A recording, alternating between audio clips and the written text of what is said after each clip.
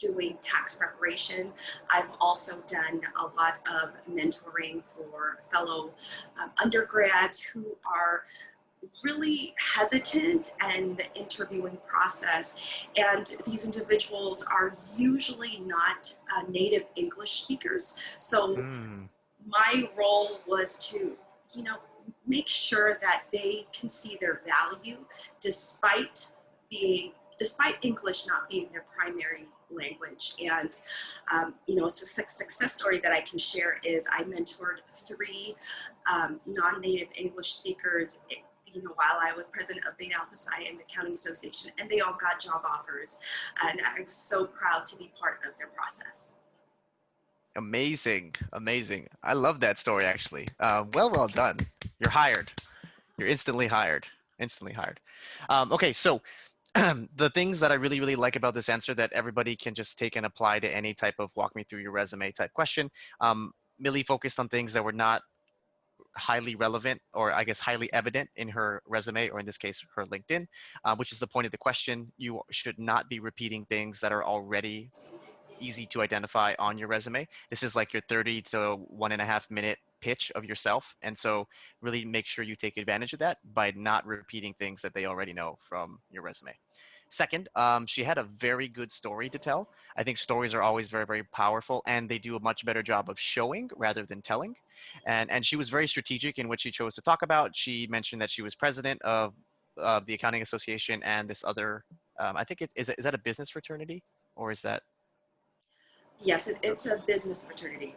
perfect? It's a Yeah. business accounting fraternity. Yeah, and then she also mentioned how she was able to get real world experience helping with tax preparation, which is great for accounting.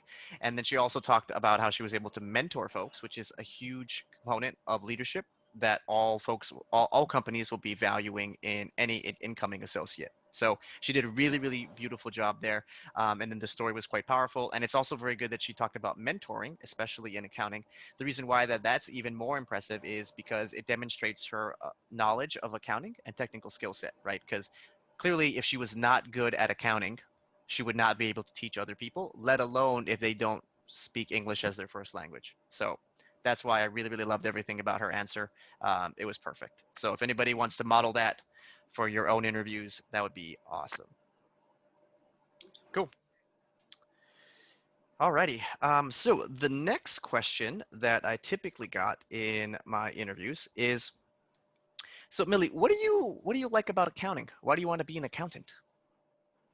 I love accounting because it's rule-based. So if you are well versed in the rules, the principles of accounting, and you know the foundational rules, then you will thrive. You'll thrive because accounting is not for everyone. And if you have the wherewithal, the intellectual capacity to understand the rules and understanding the role that you will get into, you can quickly apply theory into practice. So I love accounting because there's no guesswork unless you're doing some high level type of decision making. But I like it because it's black and white, frankly. Great. Yes, you sound like you would be a great accountant. Definitely black and white. Debits must equal credits, as they say. So, and then the follow-up question would normally be, if this was a regular interview, it'd be like, why are you excited about working at Grant Thornton? Probably not a fair question to ask Millie because she's not genuinely excited about being an audit associate at Grant Thornton. But make sure you guys have a great answer for that question as well.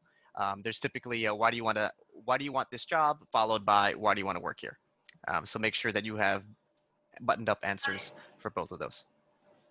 During our networking events, I spoke with all of the different Big Four firms. I also spoke with the regional firms. And the firm that stood out in my mind, based on the representative that was there, was from Grant Thornton. So I asked him about the culture.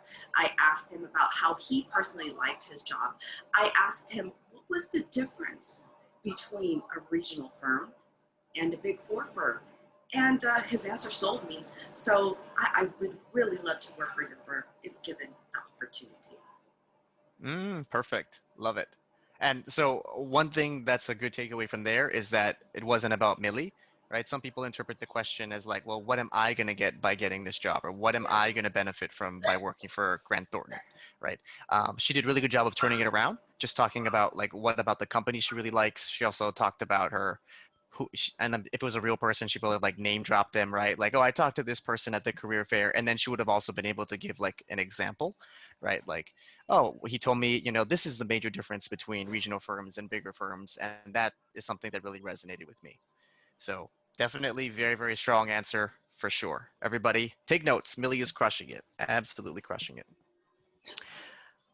All right, now I can see that there's quite a few more folks in the live